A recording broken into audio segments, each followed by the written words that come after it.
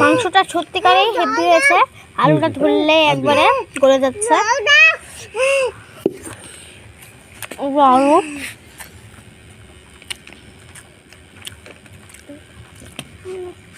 ধরলেই পুরো হয়ে যাচ্ছে।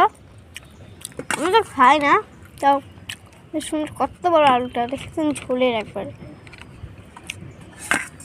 দারুণ বড় সাইজ আলুগুলো। আপনার নিউ ইয়ারে কি খেয়েছেন, বাড়িতে কি ভোজন করেছেন সেটা অবশ্যই জানাবেন।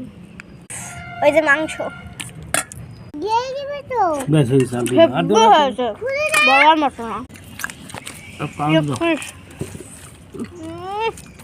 কি দিব তাহলে বলো?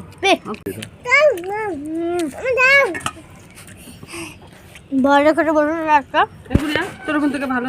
আমি বাড়িতে মাংস খাই, তোমরা